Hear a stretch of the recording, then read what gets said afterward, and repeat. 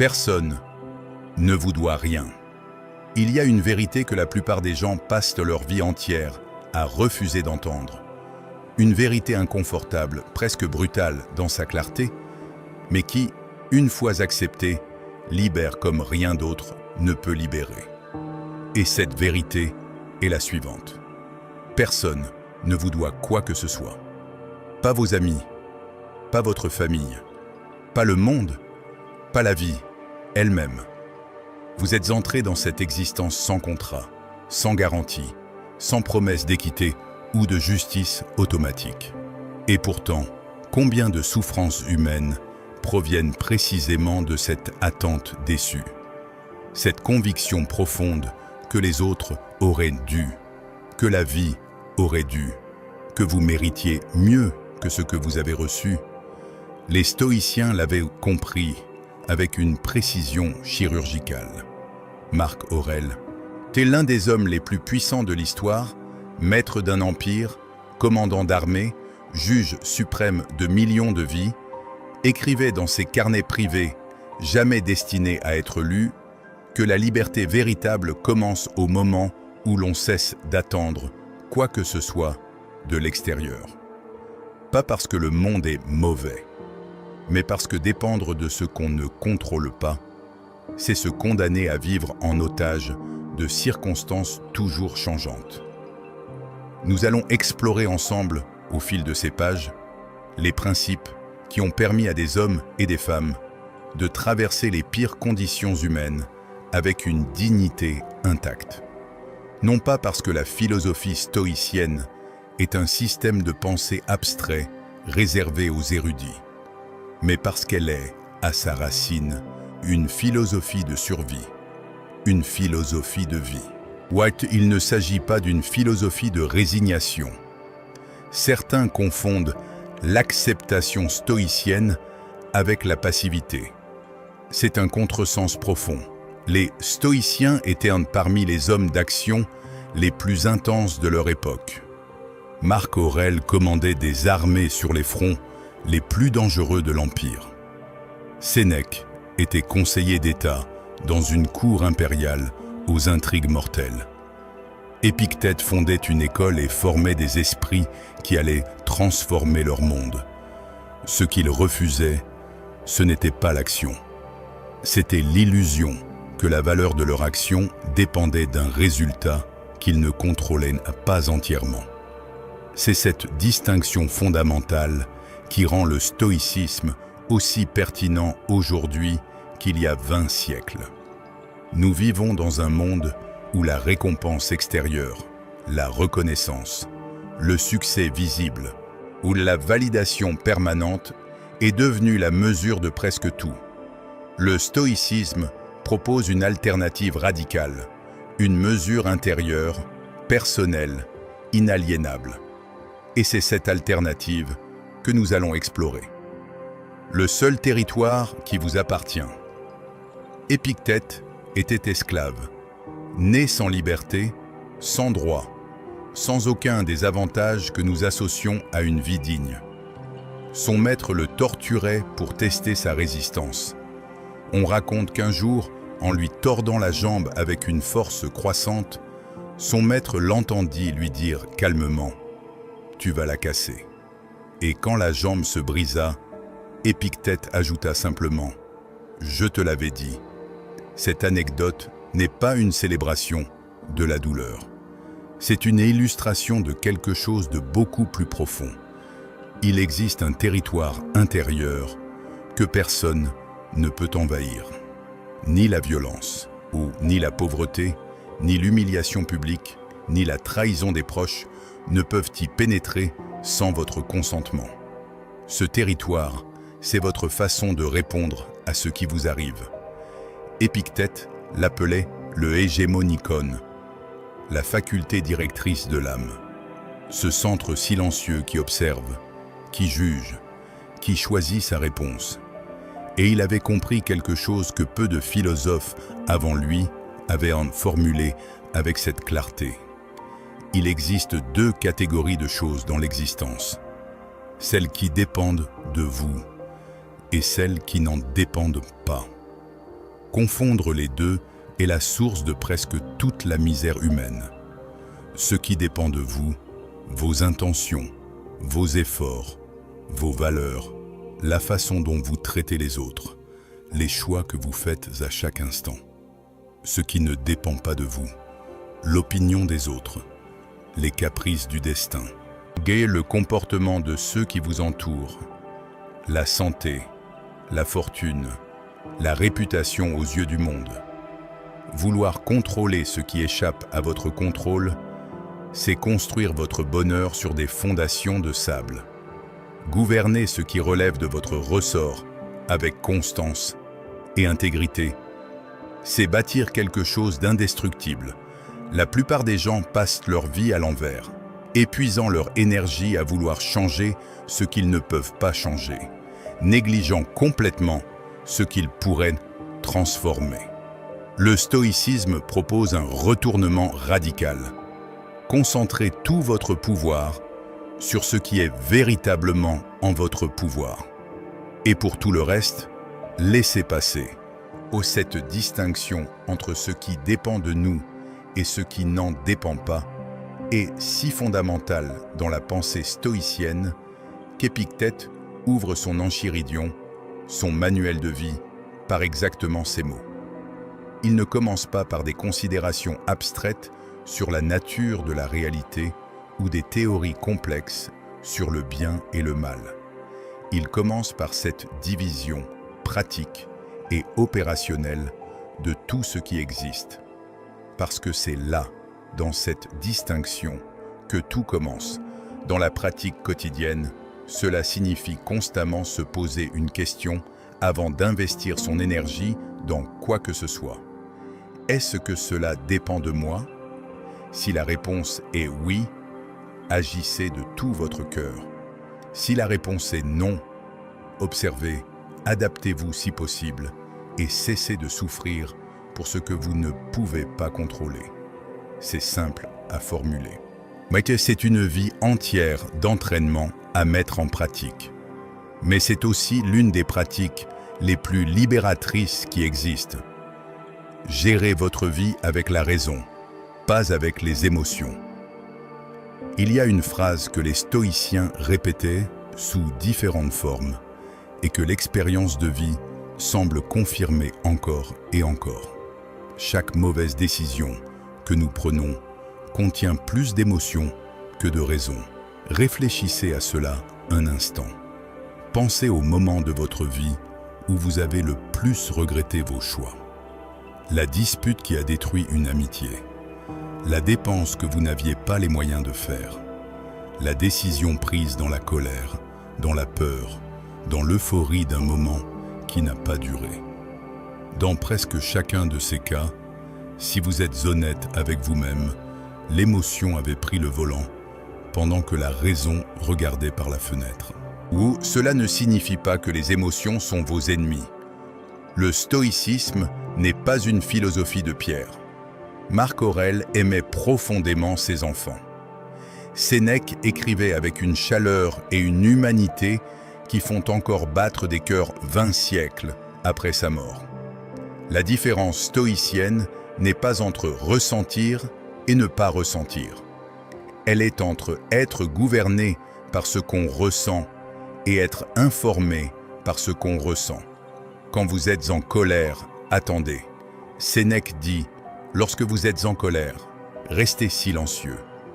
Parce que ce qui est dit ou fait dans la colère est souvent irréversible. Quand vous êtes dans l'exaltation, attendez aussi. Épictète avertissait ses élèves de ne pas prendre de décisions permanentes sur la base d'émotions temporaires. Le sentiment passera. La décision restera. Gouverner sa vie avec la raison, ou ce n'est pas devenir un être froid et calculateur. C'est cultiver ce que les Grecs appelaient la sophrosine. Cette qualité d'esprit qui peut recevoir toute l'intensité d'une expérience émotionnelle sans en être submergé. Comme un arbre profondément enraciné qui plie dans la tempête mais ne rompt pas. La pratique stoïcienne recommandait des exercices concrets pour développer cette capacité. L'un d'eux consistait à s'observer comme si on regardait une autre personne, avec une certaine distance, sans complaisance, mais aussi sans sévérité excessive. Quand vous sentez la colère monter, nommez-la. Quand l'anxiété s'installe, identifiez ce qui la provoque réellement. Ce simple acte de mise en mots crée une distance entre vous et l'émotion qui la prive d'une partie de son pouvoir sur vous. Et les neurosciences contemporaines ont rejoint cette intuition ancienne. Le simple fait de nommer une émotion réduit son intensité neurologique. Ce que les stoïciens pratiquaient par discipline philosophique, nous comprenons aujourd'hui comme un mécanisme de régulation émotionnelle. La sagesse et la science convergent parfois, et cette convergence mérite d'être notée. La valeur que vous vous accordez, ne vous mettez jamais en solde. Cette formule peut sembler abrupte, mais elle recèle une sagesse que les stoïciens auraient reconnue immédiatement. Votre valeur, votre vraie valeur, ne se négocie pas. Elle ne dépend pas de l'approbation des autres, de leur regard, de leur validation ou de leur désir de vous avoir dans leur vie. Marc Aurèle écrivait à lui-même, et dans ses pages, qu'il ne destinait pas à la postérité. La plupart des hommes courent après la gloire, l'admiration, le regard favorable de leurs semblables. Mais si tu comprends ce qu'est vraiment l'opinion des autres, des pensées fugaces dans des esprits qui se trompent aussi souvent qu'ils ont raison, alors tu cesseras de construire ton existence sur ce fondement instable. Combien de personnes se plient en quatre pour être aimées de gens qu'elles n'aiment pas vraiment? Combien d'énergie est dépensée à maintenir une image, à gérer des perceptions, à s'assurer que tel ou tel individu vous pense bien? Et combien de cette énergie reste-t-il pour vivre réellement, pour construire quelque chose de durable, pour être la personne que vous seriez si personne ne regardait? Où les stoïciens proposaient une mesure de la valeur radicalement différente de celle que le monde ordinaire utilise. Pas la fortune, pas la réputation, pas les relations influentes ou le statut social. La valeur d'un homme ou d'une femme se mesure à ses vertus, sa sagesse, son courage, sa justice envers les autres, sa tempérance dans les plaisirs. Ces qualités sont les seules qui ne peuvent pas vous être volées. Connaissez votre valeur, non pas avec arrogance. Les stoïciens méprisaient l'arrogance autant que la servilité, mais avec cette certitude tranquille qui vient de savoir ce que vous représentez, ce que vous défendez, ce à quoi vous ne renoncerez jamais. C'est cette certitude qui vous rend inaccessible aux manipulations de ceux qui cherchent à profiter de votre besoin d'approbation. Et Marc Aurèle avait une façon de formuler cela qui reste frappante. Chercher à être apprécié par un homme, c'est dépendre d'un homme. Et si cet homme change d'avis demain, ou si ses critères évoluent, ou si ses intérêts divergent des vôtres, votre estimation de vous-même s'effondre avec son regard. Le stoïcisme propose quelque chose de plus solide. Une estime de soi, fondée non pas sur ce que les autres pensent de vous, mais sur la qualité de ce que vous faites réellement, jour après jour. Cette solidité intérieure n'est pas de la rigidité. Elle n'empêche pas d'écouter les critiques constructives, de prendre en compte les perspectives différentes, d'ajuster son comportement quand la réalité le demande. Mais elle filtre, ou elle distingue le retour d'informations utiles, celui qui vous permet de vous améliorer, du bruit social, celui qui vous demande simplement de vous conformer à des attentes qui ne vous appartiennent pas. Choisissez votre cercle avec soin. Éloignez-vous des idiots. La stupidité est contagieuse. Cette formule directe, presque choquante par son franchise, dite en termes contemporains, ce que les stoïciens enseignaient avec une constance absolue. L'environnement humain dans lequel vous vous trouvez est l'une des forces les plus puissantes qui façonnent qui vous devenez. Sénèque l'écrivait à son ami Lucilius dans une lettre qui pourrait avoir été rédigée hier. « Dis-moi avec qui tu passes ton temps, et je te dirai qui tu es en train de devenir. » Ce n'est pas un jugement moral sur la valeur des gens que vous fréquentez, ou c'est une observation empirique sur la façon dont les humains fonctionnent. Nous absorbons les attitudes, les habitudes, les croyances et les comportements de ceux avec qui nous passons le plus de temps. Vos amis veulent que vous réussissiez, mais souvent, pas mieux qu'eux. Cette réalité n'est pas une accusation portée contre vos proches. C'est simplement la nature humaine, cette envie sourde qui sommeille dans presque chaque relation et qui se réveille précisément quand l'autre progresse trop vite, trop visiblement, trop loin devant. Reconnaître cette dynamique n'est pas du cynisme, c'est de la lucidité. Le stoïcisme ne prêche pas le repli solitaire. Marc Aurèle, qui gérait un empire et des millions de relations humaines complexes, ne se retira jamais dans un ermitage. Mais il cultivait avec soin la qualité de ses relations intimes. Et il préférait un petit cercle de gens droits et honnêtes à un vaste réseau de connaissances superficielles. Plus votre cercle est petit et solide, moins vous avez de problèmes à gérer. Et plus vous avez d'énergie pour ce qui compte vraiment. Apprenez aussi à dire non, pas parfois, sérieusement, définitivement, sans excuses alambiquées ni justifications interminables. Non est l'une des réponses les plus puissantes qui existent dans le vocabulaire humain. Et c'est aussi l'une des plus difficiles à prononcer pour ceux qui ont été formés toute leur vie à chercher l'approbation des autres. Mais chaque oui que vous dites, par peur de décevoir, est une trahison de vos propres priorités. Marc Aurèle avait une façon particulièrement efficace de gérer les relations difficiles. Il s'obligeait à se rappeler, et avant toute interaction qui risquait de l'irriter, que l'autre personne avait ses propres luttes, ses propres angles morts, ses propres conditionnements, tout comme lui. Cette mise en perspective ne l'empêchait pas d'agir fermement quand nécessaire, mais elle l'empêchait de gaspiller son énergie en ressentiment ou en réactivité. Faites confiance sagement, non pas aveuglément.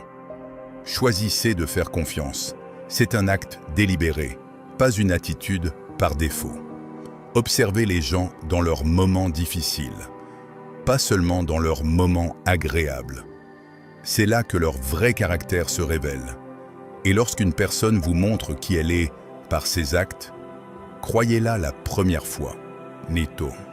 Le temps, la seule monnaie qui ne se récupère pas. Sénèque ouvre son traité sur la brièveté de la vie avec une provocation. La vie n'est pas courte, nous la rendons courte.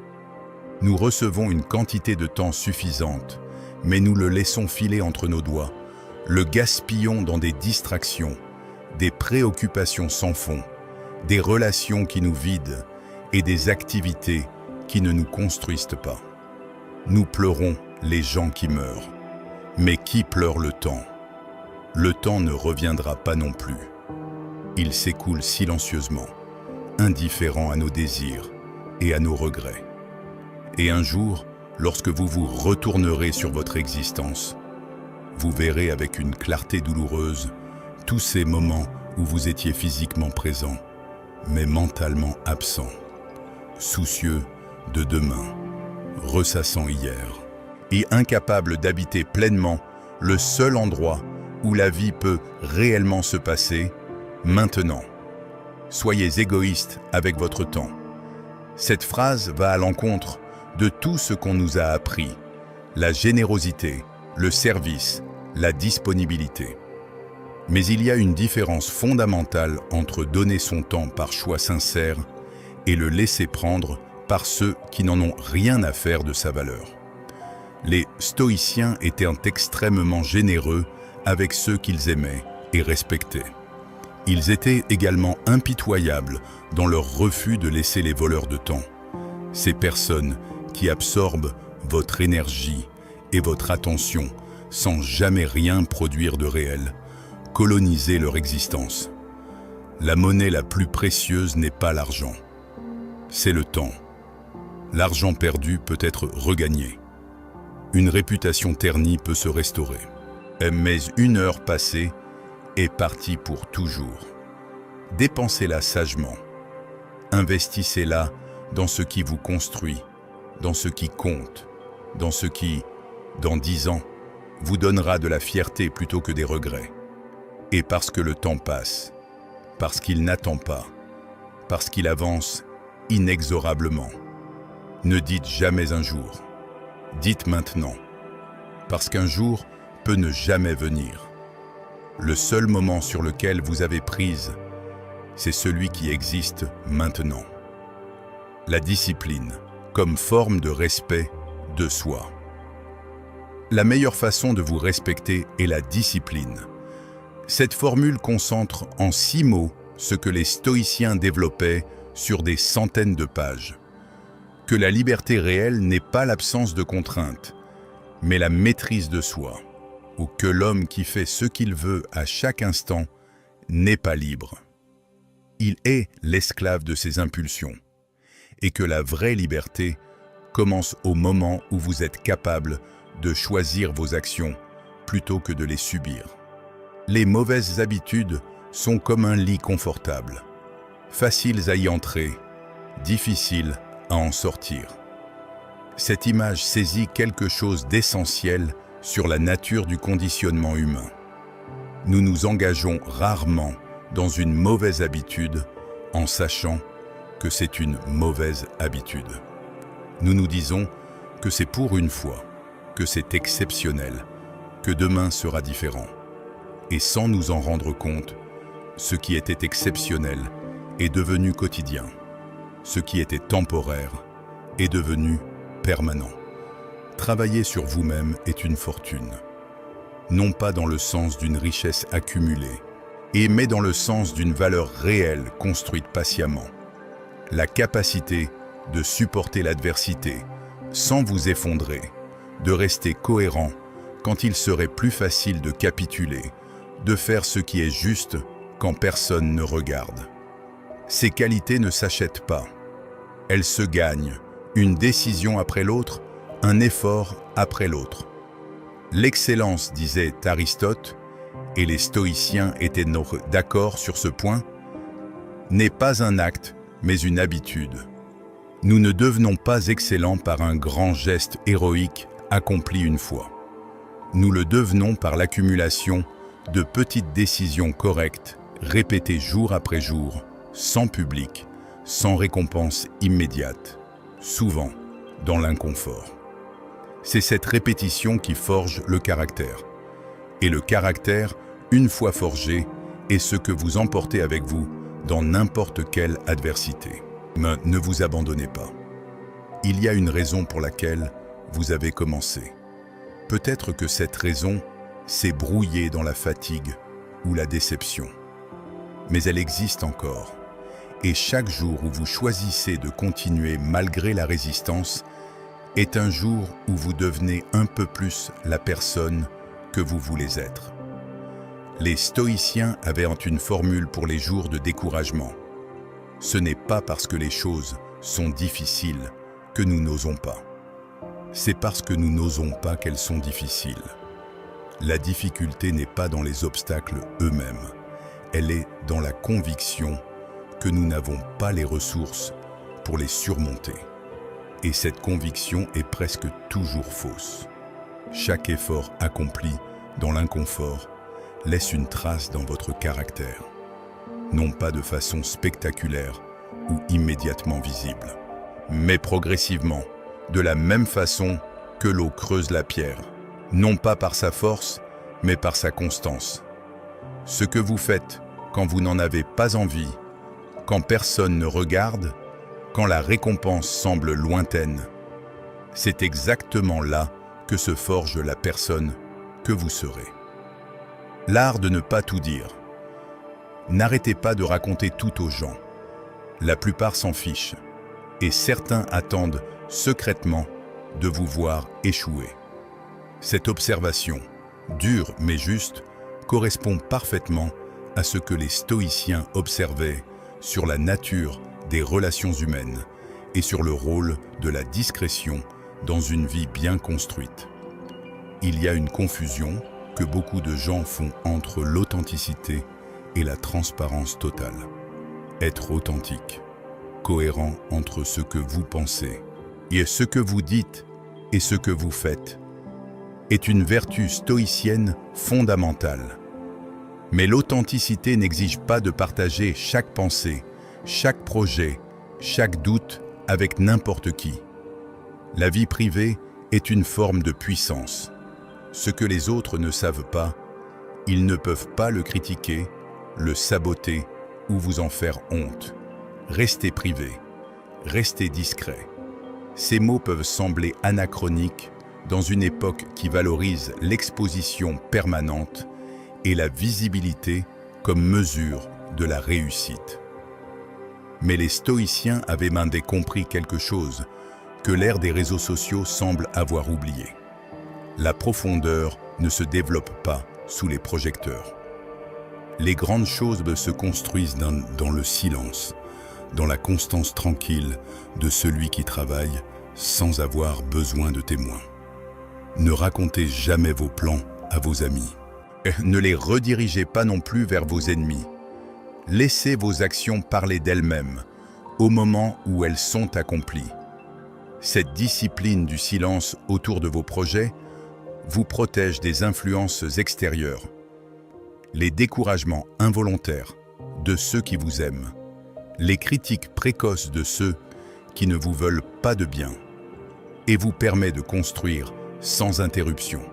Et dans vos moments de succès, comme dans vos moments de peine, le stoïcisme recommande la même chose, la mesure. Ne triomphez pas bruyamment quand tout va bien. Ne vous épanchez pas sans retenue quand tout va mal. La stabilité émotionnelle, cette capacité à traverser les hauts et les bas sans être emporté dans un sens ou dans l'autre, est la signature d'un esprit formé. Restez calme. Vous avez déjà traversé des choses difficiles. Vous le referez. Les stoïciens avaient aussi une perspective sur la réputation qui peut sembler contre-intuitive dans notre époque d'hypercommunication. Ils valorisaient la cohérence bien davantage que la visibilité. Vous pouvez construire une réputation en une journée. La perdre prend parfois moins. Mais le caractère, ce que vous êtes réellement, quand personne ne regarde, quand il n'y a aucun avantage à être bien, se construit sur des années de décisions silencieuses et cohérentes. Et c'est lui, uniquement lui, qui résiste à toutes les tempêtes. Ce que l'argent peut et ne peut pas faire. L'argent n'est pas tout dans la vie, mais il peut vous aider à résoudre de nombreux problèmes. Les stoïciens n'étaient pas des ascètes qui méprisaient les ressources matérielles. Sénèque était l'un des hommes les plus riches de Rome, où Marc Aurèle vivait dans les palais impériaux. Ce qu'il rejetait n'était pas la richesse en elle-même, mais l'esclavage à la richesse. Cette condition de celui qui ne peut plus penser librement parce que sa sécurité, son identité et sa valeur dépendent entièrement de ce qu'il possède. Faites-vous une faveur, devenez riche. La vie devient plus facile avec de l'argent, pas avec le temps. Cette vérité pragmatique n'est pas une invitation à l'avidité. C'est une reconnaissance honnête que la liberté matérielle crée de la liberté mentale. Celui qui est constamment préoccupé par sa survie financière n'a pas l'esprit disponible pour les questions qui importent vraiment. Prenez au sérieux votre vie financière. Construisez votre indépendance. C'est elle qui vous permet ensuite de choisir. Mais n'achetez jamais votre place dans un cercle social. Ou ne ruinez pas votre équilibre financier pour impressionner des gens qui ont eux-mêmes des dettes. Les stoïciens observaient avec une certaine ironie que les hommes se ruinent pour paraître riches aux yeux de gens qui sont trop occupés à vouloir paraître riches eux-mêmes pour remarquer quoi que ce soit. C'est une course sans ligne d'arrivée et sans vainqueur. L'argent est un outil, pas un but. La liberté est le but. Et la liberté ne s'achète pas entièrement avec de l'argent. Elle se gagne aussi avec la maîtrise de vos désirs, la clarté de vos priorités et le courage de vivre selon vos valeurs plutôt que selon les attentes du monde qui vous entoure. Commencez à épargner. Non pas parce que l'accumulation est une fin en soi, mais parce qu'un coussin financier est l'une des formes les plus concrètes de liberté que vous puissiez construire. Et avec une réserve, vous pouvez dire non à ce qui ne vous convient pas. Sans elle, vous êtes contraint d'accepter ce que le monde vous impose. Il y a une distinction essentielle que les stoïciens faisaient entre les biens préférables, comme la santé, la richesse, les relations harmonieuses, et les biens véritables, qui sont exclusivement les vertus. Un bien préférable est quelque chose que vous choisiriez naturellement si les conditions sont égales, mais dont l'absence ne devrait pas compromettre votre tranquillité profonde. Un bien véritable est quelque chose dont vous ne pouvez pas être privé par les circonstances. Construire votre indépendance financière entre dans la catégorie des biens préférables. La rechercher avec intelligence et persévérance est raisonnable et sage. Mais faire de la richesse une condition de votre bonheur est une erreur. Parce que les conditions extérieures changent et que votre bonheur ne devrait pas être à la merci de ce changement. Cherchez la liberté matérielle parce qu'elle crée de la liberté mentale. Mais ne confondez jamais le moyen avec la fin. La souffrance comme école. Dans vos moments les plus bas, vous réalisez beaucoup de choses. Cette observation, simple en apparence, contient une vérité que les stoïciens avaient institutionnalisée dans leur pratique philosophique. L'adversité n'est pas un obstacle sur le chemin. Elle est le chemin. Marc Aurèle écrivait « Ce qui nuit à la ruche nuit à l'abeille ». Et pourtant, l'abeille continue de produire du miel, même quand la ruche souffre. Et qu'il y a dans cette image quelque chose d'essentiel sur la relation stoïcienne à la difficulté. Vous ne pouvez pas choisir ce qui vous arrive. Vous pouvez choisir comment vous y répondez. Et c'est dans cette réponse, surtout quand les conditions sont les plus difficiles, que le caractère se révèle et se forge. Les mauvais moments sont une bénédiction déguisée, pas parce que souffrir est bon en soi, mais parce que la douleur est un professeur d'une efficacité incomparable. Elle vous montre ce qui compte vraiment quand tout le superflu a été arraché. Elle révèle qui sont vos vrais amis quand l'adversité sépare ceux qui restent de ceux qui partent. Elle vous montre des ressources en vous-même que vous ignoriez posséder. Soyez fiers d'avoir survécu au jour où vous pensiez ne pas le pouvoir. Il y a eu des moments où vous étiez certain que vous n'aviez pas la force de continuer. Et pourtant, vous avez continué. Cette résilience n'était pas accidentelle. Elle était la conséquence de tout ce que vous avez traversé avant ce moment. Chaque difficulté surmontée vous avait préparé à la suivante sans que vous le sachiez. Le stress est temporaire, mais les leçons qu'il enseigne peuvent durer toute une vie. L'échec n'est pas un tatouage permanent. C'est une ecchymose qui disparaît et dont vous gardez le souvenir de ce qu'il ne faut pas refaire. Vos pires jours contiennent souvent vos meilleures leçons. Apprenez à les lire comme telles. Il y a une pratique stoïcienne souvent négligée, mais profondément transformatrice. L'amor fati, l'amour du destin. non pas la résignation devant ce qui arrive, mais quelque chose de plus actif, l'acte de vouloir ce qui est, de trouver dans chaque circonstance, même la plus difficile, quelque chose à saisir, quelque chose à utiliser, quelque chose qui vous appartient, si vous choisissez de le voir ainsi. Nietzsche, qui s'inspirait profondément des stoïciens même en les critiquant, formulait cela dans des termes modernes. « Ce qui ne me tue pas me rend plus fort ». Mais les stoïciens ajouteraient « à condition que tu ne te contentes pas de survivre ». À condition que tu choisisses activement d'extraire de chaque adversité ce qu'elle contient comme enseignement. Ce n'est pas automatique. C'est un acte de volonté.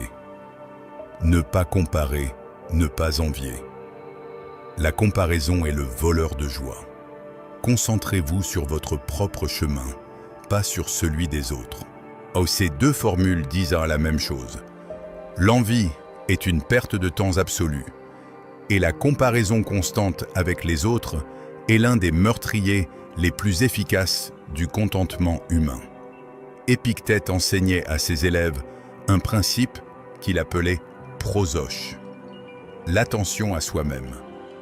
Non pas l'attention narcissique de celui qui ne pense qu'à lui-même, mais l'attention vigilante de celui qui observe ce qui se passe dans sa propre vie et dans son propre esprit, sans se laisser constamment distraire par ce qui se passe dans la vie des autres. Votre direction est plus importante que votre vitesse. Et votre direction n'a de sens que par rapport à votre propre point de départ, pas par rapport à la position actuelle de quelqu'un d'autre. Le progrès d'une autre personne ne diminue pas votre propre progrès.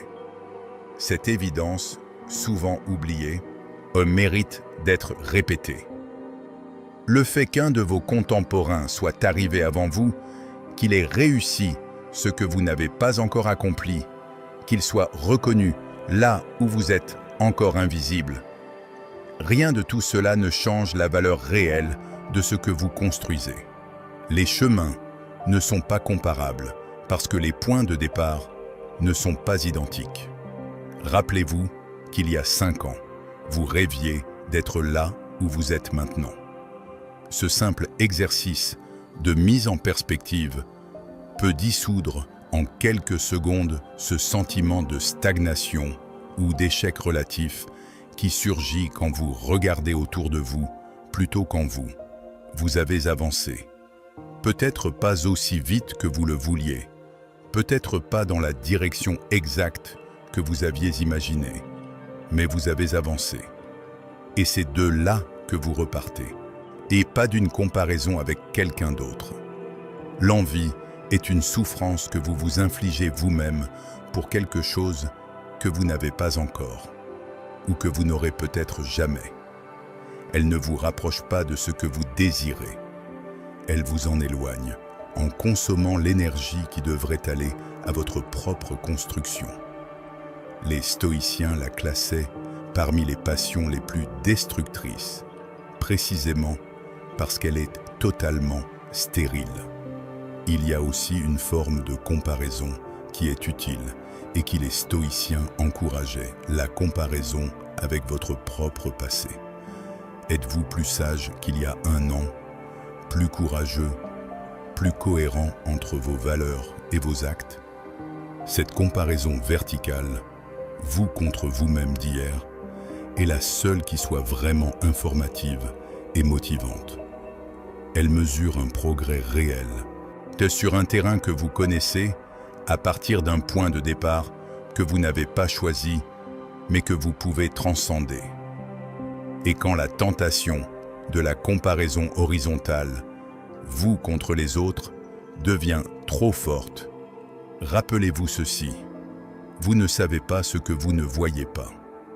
Vous voyez les résultats de l'autre, rarement le processus. Vous voyez son succès visible, rarement ses doutes invisibles. Vous voyez ce qu'il montre, jamais entièrement ce qu'il traverse. La comparaison est toujours incomplète et donc toujours trompeuse. vivre dans le présent sans ignorer le futur.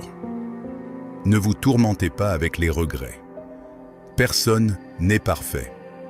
Cette formule stoïcienne n'est pas une invitation à l'irresponsabilité. C'est une invitation à distinguer ce qui est encore modifiable de ce qui ne l'est plus. Le passé est une leçon, il n'est pas une prison. Et se flageller indéfiniment pour des décisions prises dans des circonstances différentes, avec les informations disponibles à ce moment-là, est une forme de cruauté envers soi-même que les stoïciens auraient en qualifié d'irrationnel. S'inquiéter comme une chaise berçante, cela vous donne quelque chose à faire, mais ne vous mène nulle part. Cette métaphore saisit parfaitement la nature stérile de l'anxiété non canalisée. S'inquiéter ne supprime pas les problèmes de demain. Cela supprime la paix d'aujourd'hui. Et pire encore, la plupart de ce dont vous vous inquiétez n'arrivera jamais. Mais vous aurez gaspillé un temps précieux et une énergie réelle à vous préparer à des catastrophes imaginaires. Les stoïciens avaient une pratique appelée la premeditatio malorum, la méditation anticipée des maux, où elle consiste non pas à s'inquiéter, mais à envisager lucidement et délibérément les pires scénarios possibles, non pour en avoir peur, mais pour se préparer mentalement à les affronter et pour réaliser que même le pire serait surmontable. Cette pratique transforme l'anxiété diffuse en préparation sereine. Acceptez ce qui est. Lâchez ce qui était. Ayez foi en ce qui sera. Ces trois impératifs décrivent une posture temporelle qui n'appartient ni à la nostalgie du passé, ni à l'anxiété du futur, mais à cette pleine présence au moment actuel qui était la marque des sages stoïciens. La vie ne peut être vécue que maintenant. Tout le reste est mémoire ou projection. Ne dites pas un jour, ne dites pas demain, dites maintenant. Parce que votre vie se compose exactement de l'accumulation de ces moments présents. Et chaque moment où vous reportez à plus tard ce qui pourrait être fait maintenant est un moment qui vous sera compté parmi ceux que vous aurez laissé passer. Les stoïciens pratiquaient ce qu'ils appelaient la pleine présence au moment, une attention délibérée à ce qui se passe maintenant, dans ce corps, dans cet esprit, dans cette interaction. Pas parce qu'ils niaient le passé ou ignoraient le futur, mais parce qu'ils avaient compris que le passé est fixe et le futur incertain, et que la seule puissance réelle que vous possédez s'exerce dans le présent. Il y a une forme de courage dans cette présence. Le courage de ne pas fuir dans la nostalgie ou dans l'anticipation anxieuse. Le courage de rester là, avec ce qui est, sans le nier ni le dramatiser excessivement. Vous ne pouvez pas commencer le prochain chapitre de votre vie si vous continuez de relire le dernier. Tournez la page, non pas pour oublier, mais pour continuer. Le respect comme choix, non comme dépendance. Cherchez le respect, pas l'attention. Cela dure plus longtemps. Cette distinction, apparemment simple, est en réalité l'une des plus profondes que l'on puisse faire sur la nature de ce qu'on cherche dans ses relations avec les autres. L'attention est immédiate, volatile et sans mémoire. Elle se donne et se retire sans discernement. Elle récompense le spectaculaire, l'excessif, le scandaleux parfois. Tout ce qui capte l'œil et mobilise le regard pour quelques instants. Le respect se construit sur la durée, par des actes cohérents, par une intégrité maintenue même quand elle n'est pas payante, et par la façon dont vous traitez les gens qui ne peuvent rien vous apporter. Il vaut mieux être haï pour ce que vous êtes que d'être aimé pour ce que vous n'êtes pas. Cette phrase, provocatrice dans sa formulation, dit quelque chose d'essentiel. La vie passée à performer une identité qui n'est pas la vôtre pour obtenir l'approbation de gens dont les critères ne correspondent pas à vos valeurs est une vie qui se vide de sens progressivement.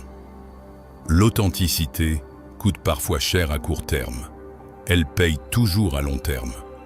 Peu importe à quel point vous êtes gentil ou respectueux, certaines personnes parleront mal de vous derrière votre dos. Cette réalité n'est pas une raison de devenir méfiant ou hostile. C'est simplement une raison de cesser de construire votre paix intérieure sur ce que les autres pensent de vous. Et vous serez jugé quoi qu'il arrive. Alors vivez selon vos valeurs. Soyez la personne que vous voulez être, indépendamment du verdict que le monde rend sur vous. Faites confiance aux actions, pas aux mots. Observez ce que les gens font, pas ce qu'ils disent. Le sel et le sucre se ressemblent, mais leur nature se révèle dans l'usage. Appliquez cela à vos relations. Les gens qui vous veulent du bien vous le montrent dans les moments où ce n'est pas facile pour eux, pas seulement dans les moments où c'est agréable pour tout le monde. La vraie question que les stoïciens posaient sur le respect n'était pas « Comment obtenir le respect des autres ?» C'est « Suis-je une personne qui mérite le respect ?» Et cette question, honnêtement posée et honnêtement répondue, est déjà une forme de croissance. Elle déplace l'attention de l'extérieur vers l'intérieur.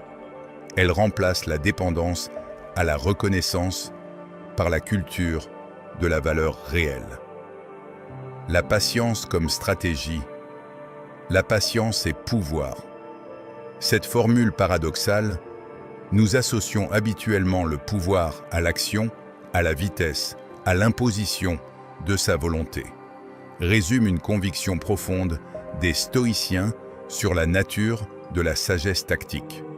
Celui qui sait attendre contrôle quelque chose que celui qui précipite ne contrôlera jamais. Le bon moment. Tout arrive au moment juste. Soyez patient et faites confiance au processus.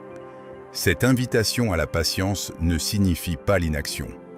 Elle signifie la distinction entre l'effort que vous pouvez exercer maintenant et le résultat qui ne peut pas être forcé. Vous pouvez planter la graine, arroser la terre, protéger la pousse, et vous ne pouvez pas faire pousser l'arbre plus vite qu'il ne pousse. Et si vous arrachez la plante pour vérifier si les racines se développent, vous détruisez exactement ce que vous tentez de faire grandir. Si vous êtes impatient, la vie sera toujours plus difficile. Non parce que l'impatience est une faute morale, mais parce qu'elle génère une tension constante entre ce que vous voulez et ce qui est. Une tension qui consomme votre énergie, altère votre jugement et vous rend moins efficace dans les actions qui dépendent effectivement de vous.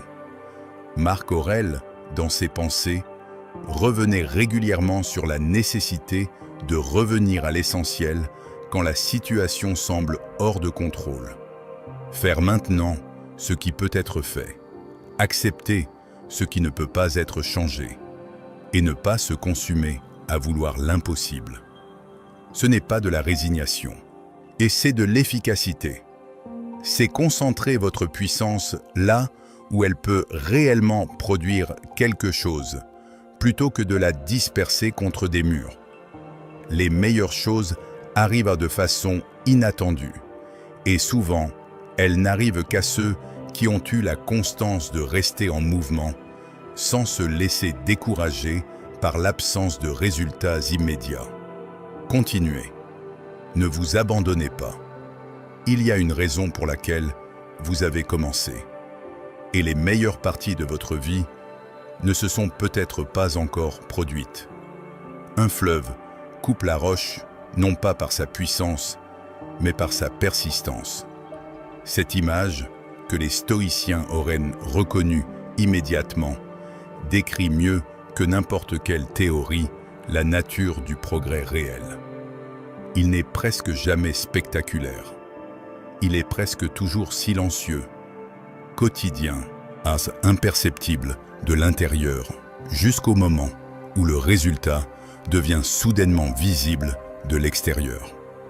Et ce moment de visibilité est toujours précédé de longues périodes de travail invisible.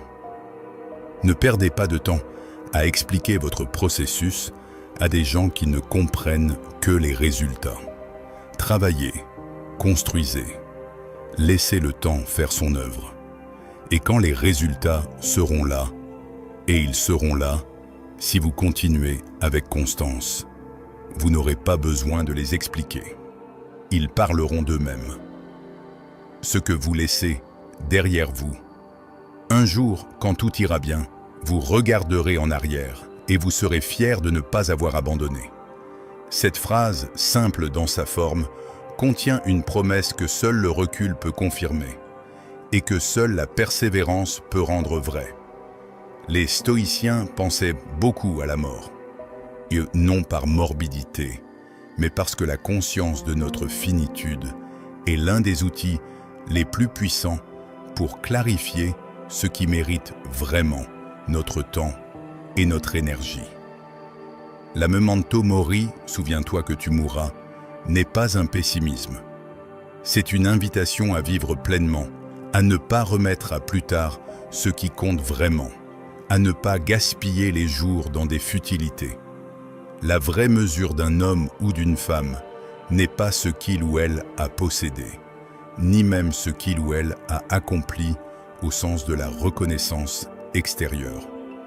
C'est le type de personne qu'elle était pendant qu'elle réalisait ces choses. La façon dont elle traitait les invisibles. La cohérence entre ses valeurs et ses actes, dans les moments où personne ne regardait.